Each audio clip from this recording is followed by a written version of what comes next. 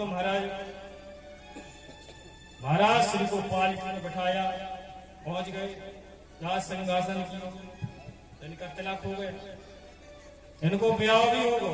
एक रूप से भगवान उधर लीला भी कर रहे गुरु जी के यहाँ। माया अपने शीघ्रता पूर्वक कार्य कर। अब जो ज्यादा फंसे रहे तो भगवान ने भी सोचा कि इनको निकाल लें। तो एक दिन की बात, अचानक उनकी धर्म पत्नी बीमार पड़ी। तो माया रूपी थी, वो अचानक भगवान के धाम को चले। तो सभी इतने सिपाही थे, सैनिक थे, मंत्री थे, तो सभी आ गए तिलक चंदन चावल लेकर। बोले महाराज चलो। बोले काय? बोले इस नगरी का नियम होता है, बोले धरती लोक में भले ही बोले सती होती हूँ, लेकिन यहाँ सता होया जाता है। बोले तुमको आगे में जलना पड़ेगा। बोले हमारी इच्छा नहीं। बोले आप अगर तसल्ली से बैठ जाओ तो ठीक है, अगर नहीं बैठो तो हमें बल को प्रयोग करना पड़े, हम जबरदस्ती आगे में पटके। भैया बड़ी तो फंस गए चक्कर। बोले लोभ बुरा हो। अब बोले भाग रहे से जबरदस्ती पकड़े। और बोले अगर प्रेम से बैठ रहे तो जल ले। अब तो बड़ी भाव है, सब रुक जाए और चले आए। सोई नदी के किनारे पहुंचे, चिता तैयार भाई। बोले जो सता हो, बोले वहां पहले सपरा हो जा, तो बढ़िया तेल पूत हो जा, तिलक चंदन कर जा, इसलिए चलो सपरों पहले। और जैसे ही सफाई खिलाने नदी में गए, बोले लगाओ डुबकी। तो जैसी गिनती की 5 डुबकी लगाए तो सुदामा जी तक पहुंचे। भगवान मिले उन्ना पे, तो चिल्ला रहे हे सुदामा जी कहाँ हो? तुझे रोग करे माए। बोले काहे? बोले हम कितनी देर से चिल्ला रहे तुम्हें और तुम सुन नहीं रहे, तुम डुबकी भी मस्त। बोले हम आका।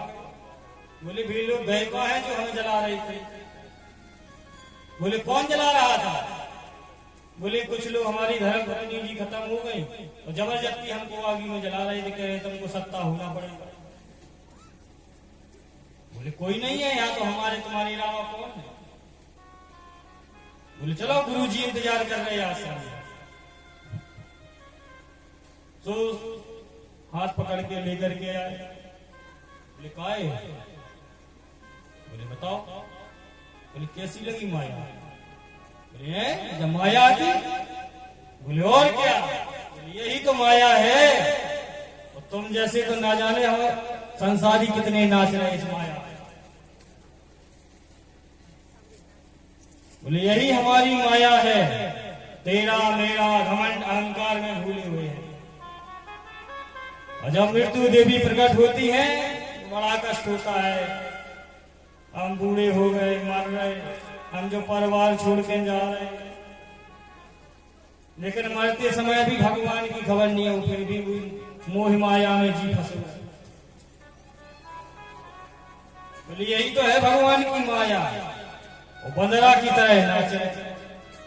महाराज इतना खटका लगो जी में कि ना तो दिन में थोड़ी बहुत आराम कर रहे, ना रात ही में आराम। दिन भर लगे गधा की तरह बोझा ढोते ढोते। उनको देख करके गधा भी कहता है भैया भले सकल सूरत के दूसरे क्या ना हो, लेकिन हमारे भाई लगो ढोगा बोझा ढोगी। बोले जैसी दिन रात बोझा ढो, और बोले ढोक ढोक हम पूरे हो जा। तो मालिक कहूं जा निकल के बारे गधा, हम कितना दमदार है, आज तक हाथ नहीं फेरो मालिक ने गधा के ऊपर। बोले जब जब दे उतरो तो दंड ही देते रहो, और ढंग से खा भी। तो बोले भाई दशा तो बोली यही की है। बोले दिन रात लग बोले बोझा ढोगे, और जब जब देखो तो लड़का बहू गालियां दे। अपन तो खा रहे नाना भेल। बोले दादा हाँ चटनी यही में दे दो, होगा चटनी में मिर्ची ज्यादा डल गई, सूसू कर रहे? अरे बोले खा लो कर रोजी कर।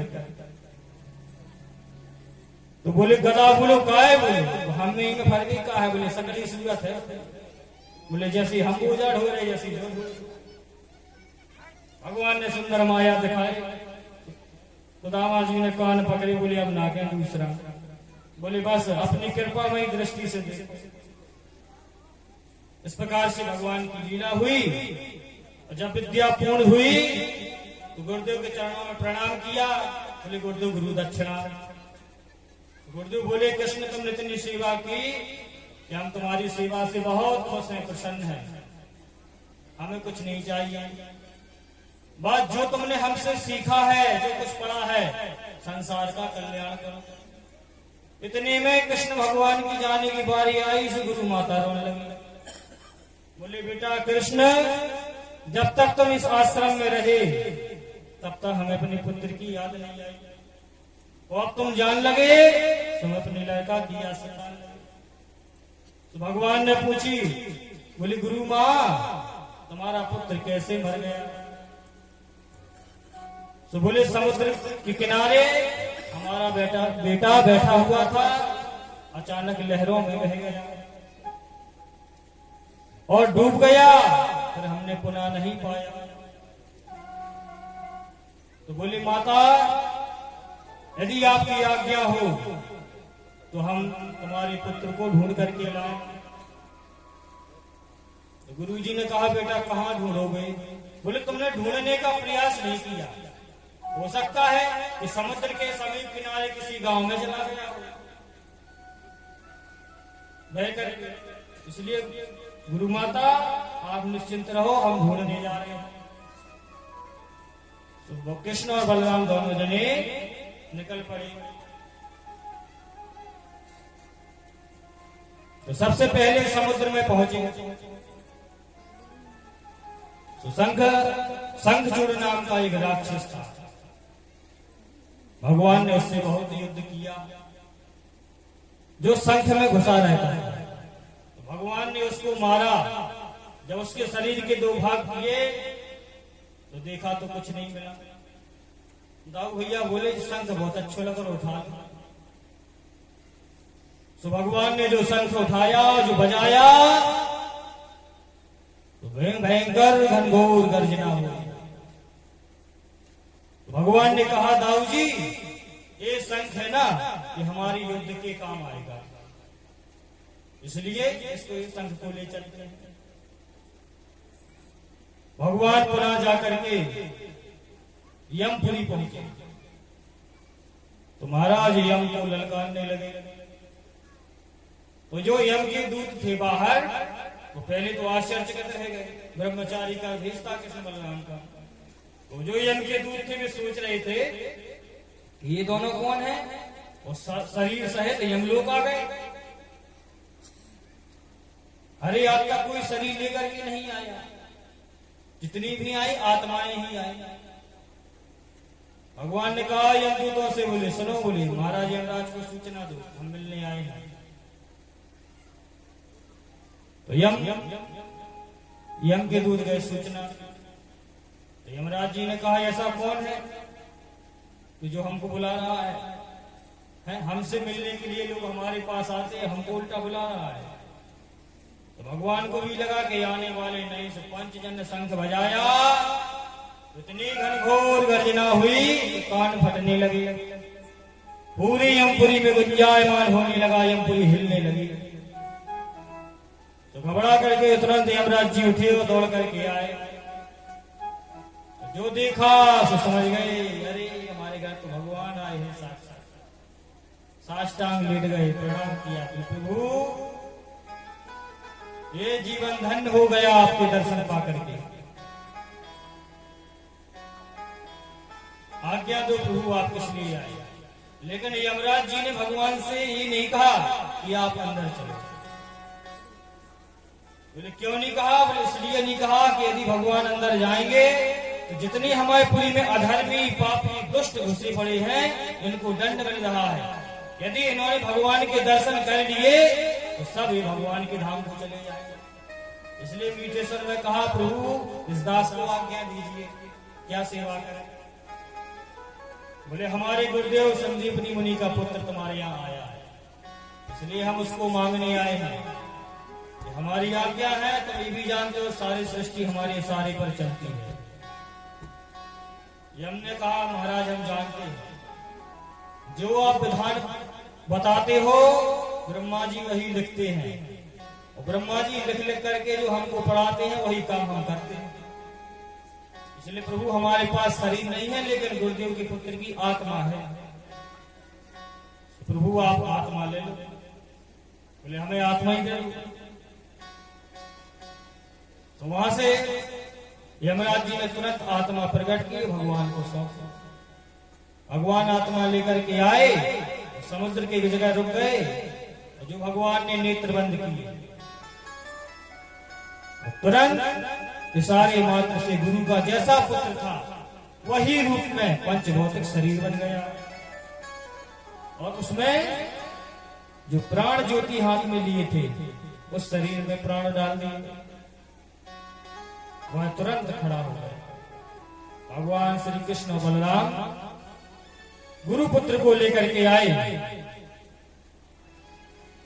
और गुरु जी को सौंप दिया। गुरुदेव तो कहा एक आश्चर्यचकित रह गए, बोले ये कैसे हुआ?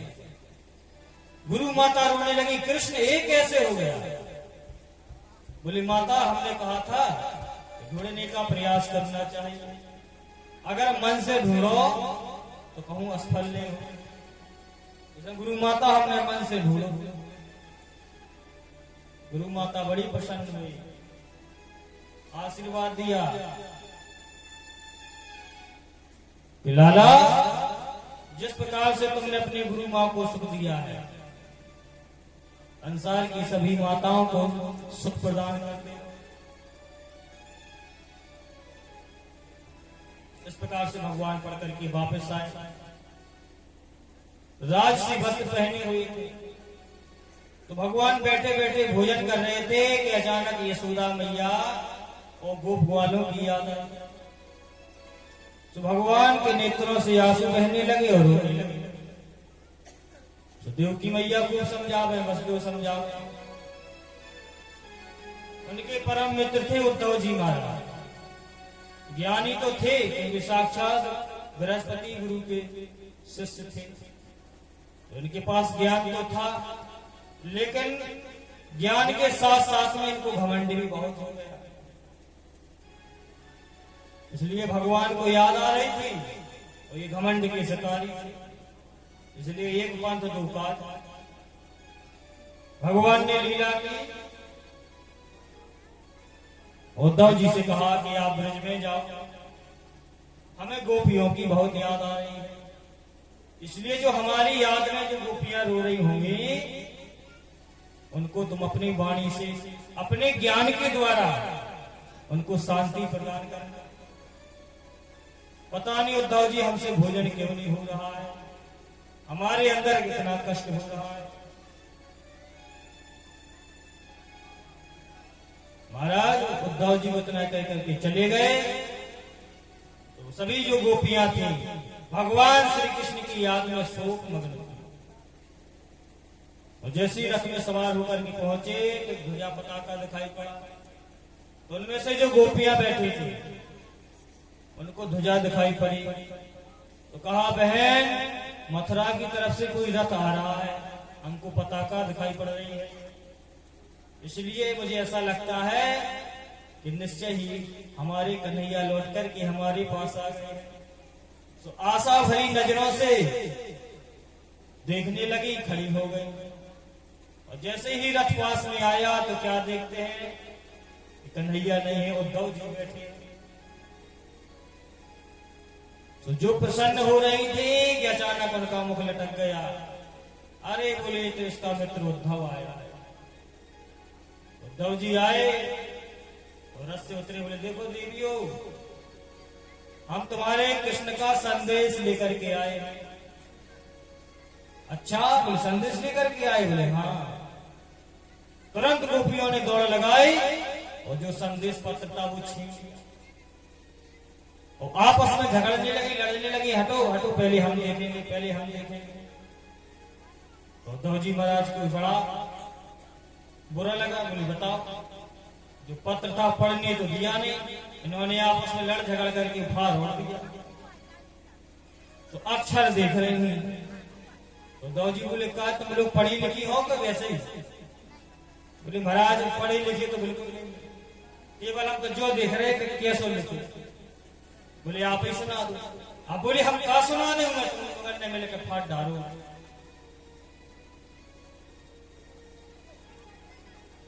आओ उद्धव जी महाराज ज्ञान देने लगे। बोले देखो देवियों,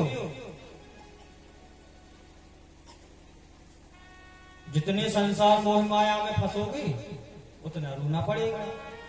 अब उद्धव जी परम ज्ञानी थे, अपना ज्ञान दे, इसलिए देवियों ज्यादा अपना मन मत फंसाओ कि जो जिसकी याद में अधिक रोता है वो कष्ट पाता है। नाना प्रकार से उपदेश देने लगे। गोपियां शांत बैठे।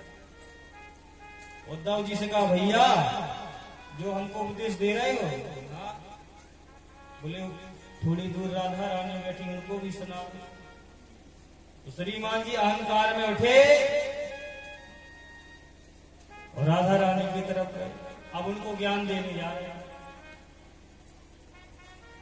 राधा रानी के साक्षात गोद में खेलने वाले सो, फिर उन्होंने अपने मुख से भागवत को गाया और संसार के सच्चे भक्त भगवान के प्रेमी जो उनके मुख से गुणगान सुन रहे हैं और जो इस रस को पृथ्वी लोक में बरसा गए हैं, उनको भगवान के लोक की प्राप्ति हो गई। और श्रीमान जी शिक्षा देने जा रहे हैं, तो बैठ गए। सो राधा रानी को भी समझाने लगे। जब काफी देर हो गई तो गोपियों ने कहा देखो उद्धव, हमने तुम्हारा वाणी सुननी और हमारी सुनी। बोले बताओ। बोले जो याद कृष्ण के लिए आए वो बड़े सौभाग्य की बात है। जो कृष्ण की याद में रोए तो बड़े सौभाग्य की बात है। इसको क्या कहते हो? माया में फंसे। अरे तुम जैसे ज्ञानी जब जिनकी तपस्या तो भगवान की ओर बढ़ते हो ना, तो उनकी याद में रोते हो। तुम जैसे परम ज्ञानी तो हमको तुम शिक्षा दे रहे हो। जो कहा उद्धव जी को याद आया, ये तो साक्षात भगवान ही है, वो वास्तव में भगवान ही के लिए रो रही है। तो महाराज इनकी अहंकार की गांठ एक तुरंत टूट गई। रोने लगे, तरह तरह से शिक्षा देने लगे। ज्ञान भजाई प्रेम बजायो ऊधो सीधो भयो सुन गोपिन के वो। महाराज जब भगवान श्री कृष्ण का वर्णन सुना और ब्रज के महत्व का वर्णन किया तो महाराज जितनो ज्ञान दे रहे थे उद्धव जी को ज्ञान ठीक हो पड़ो डुगडुगी की तरह देखो।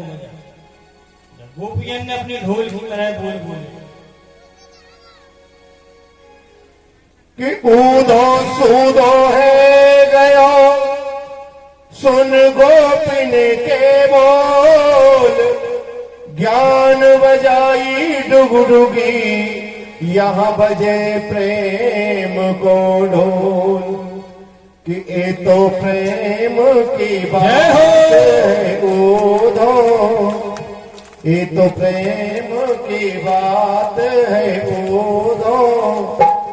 बंदगी तेरे बस की नहीं है, ये तो प्रेम की बात है ऊधो। बंदगी तेरे बस की नहीं है, यहाँ सर देखे होते हैं सोने, यहाँ सर देखे होते हैं सोने। आस की इतनी सस्ती नहीं है, ये तो प्रेम की बात है ऊधो।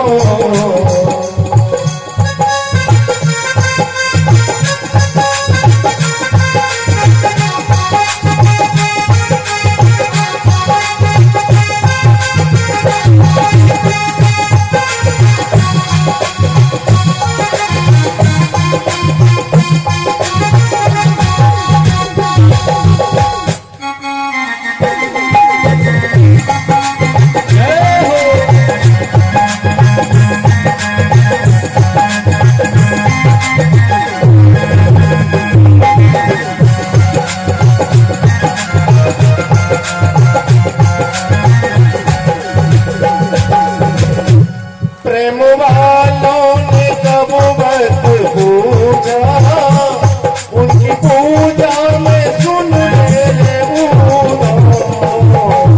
वालों ने कब व्रत पूजा, उनकी पूजा में सुन ले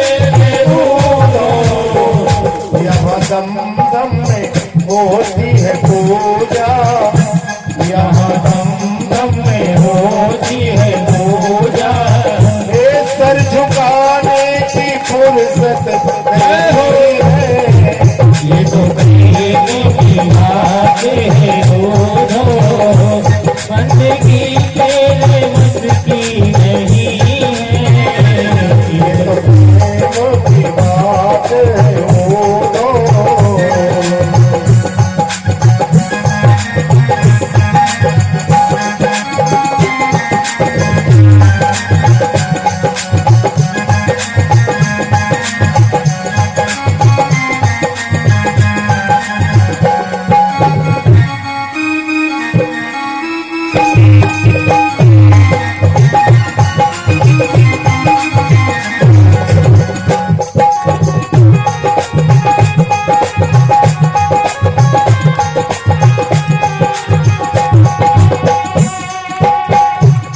जिनकी नजरों में है शाम प्यारे, सभी गोपियां रो रही है, लेकिन राधा रानी की आंख में एक भी आंसू नहीं आया।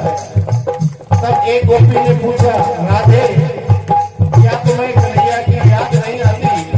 तो राधा रानी ने इतना सुंदर जवाब दिया और कहा कि दिल जीत ले वो जिगर हम भी रखते हैं, दिल जीत ले वो जिगर हम भी रखते हैं, और कत्ल कर दे वो नजर हम भी रखते हैं। अरे कसम खाई है कन्हैया से उम्र भर मुस्कुराने की, कसम खाई है कन्हैया से उम्र भर मुस्कुराने की, वरना आंखों में समंदर हम भी रखते हैं कि जिनकी